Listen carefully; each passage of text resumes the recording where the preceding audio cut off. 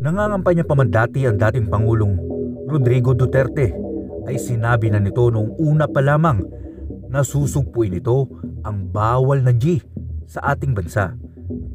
At noong manalo nga ito sa pagkapangulo noong taon 2016 ay sunod-sunod ng mga pagdakip at pagpas sa mga hinihinalang tulak o gumagamit nito na kung tawagin natin noon ay oplantukhang. Dahil dito, naging naging reaksyon ng mga tao sa naging aksyon ng Pangulo.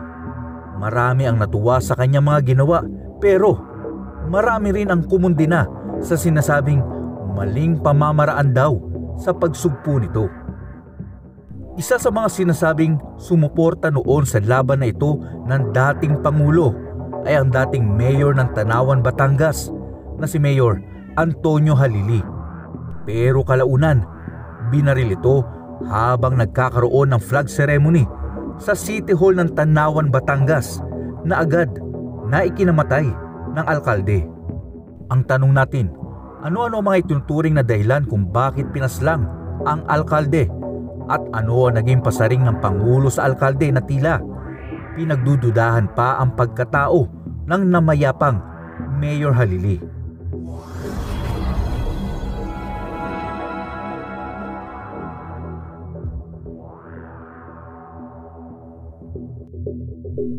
Mayor Antonio Tony Halili, siya ay ginagalang na alkalde ng Tanawan, Batangas.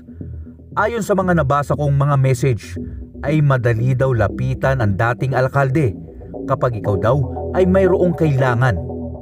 Isa nga daw si Mayor Antonio Halili ang naging dahilan kung bakit mas gumanda ang nasabing bayan ng Tanawan. Pero mas nakilala ang dating mayor nung simulan nito ang pagpaparada ng mga taong may mabigat na kasalanan sa kanilang bayan.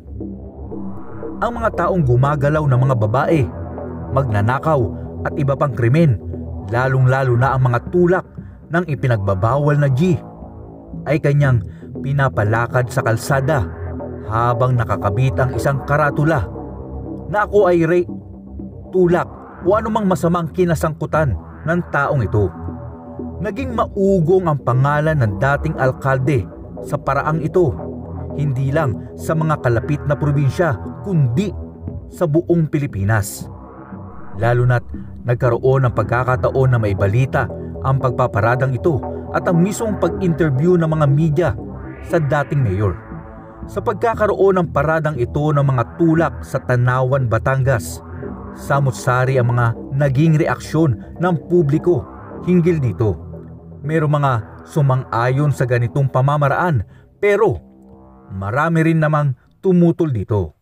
Pero syempre, hindi maaring hindi pumasok sa eksena ang Commission on Human Rights sa nangyayaring ito dahil ito daw ay malaking paglabag sa karapatang pantao.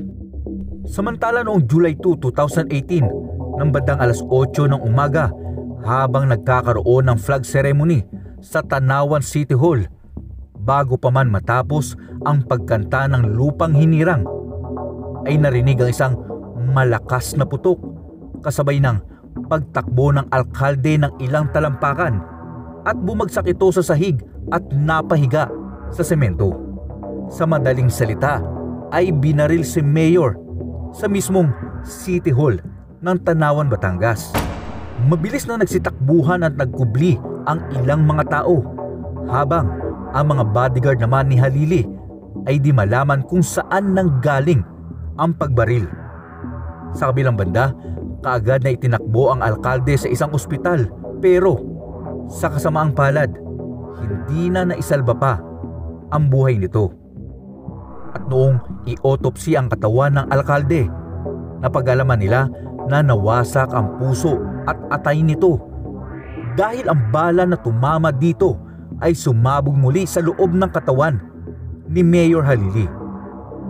Samantala sa insidenteng nangyari ay kaagad din na bumuo ng Task Force Halili para imbestigahan ang nangyari, at sa pagkalap ng mga maaaring ebidensyang isinagawa ng kapulisan, July 5, 2018, nakita nila sa isang madamo at bakanteng loteng malapit sa City Hall ang pinagpwestuhan ng gunman.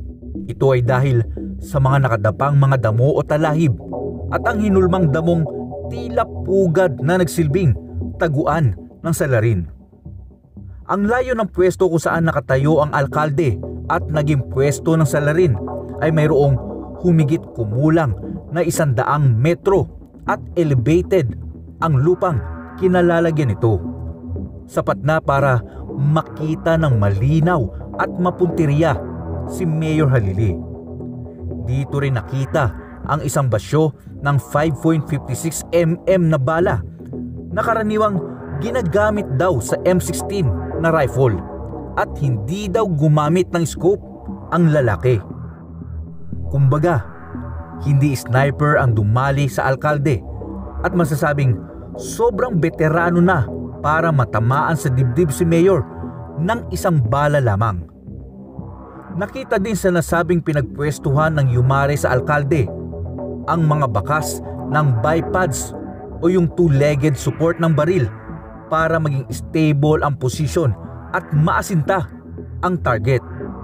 Nakita rin ang iba't ibang trail o mga bakas na pinagdaanan na maaring salarin, kaya hinala ng pulisya na maaring nagpabalik-balik ang lalaki sa damuhan at nag-aabang lamang ng tamang tiyempo. Sa pagkalap ng kapulisan ng mga kuha pa ng CCTV, nakita nila sa isang anggulo ng kamera ng isang gasolinahan malapit mismo sa City Hall ang isang lalaking nakaitim na damit at kulay green na sombrero ang pumaparada dito.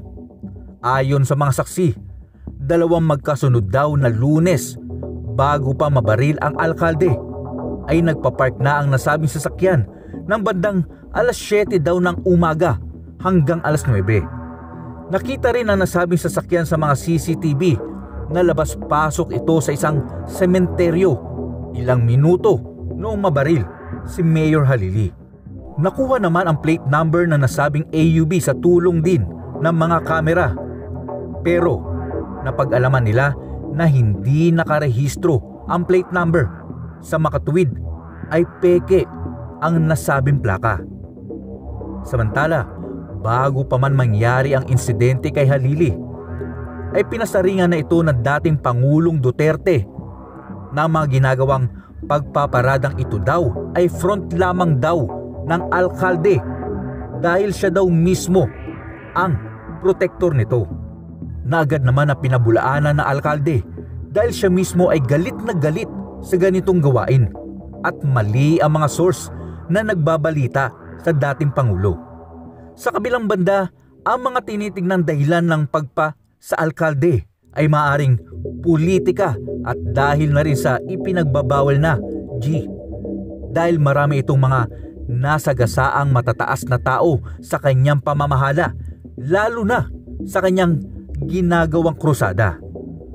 Ayon pa sa mga pulis, meron din daw nakaaway ang alkalde na dating general ilang araw bago ito mangyari. Sinabi naman ng isang anak ni Halili na minsan na din daw pinasok ang kanilang property at sinunog ang ilang puno dito.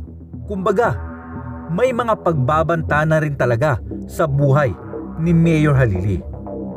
Samantala noong April 3, 2019 ng dakong 7:51 ng gabi sa isang hotel sa Santa Rosa, Laguna ay dinukot naman ng mga armadong lalaki si Alan Fajardo at isa pang kasama nito. Si Fajardo ang dating hepe ng anti-criminality ng Tanawan, Batangas. At hanggang ngayon, hindi pa rin malinaw kung sino ang may gawa nito kay Mayor Antonio Halili. Gaya ng sinabi ko kanina, naging hati ang reaksyon ng masa sa paradang ginawa noon ni Mayor Halili.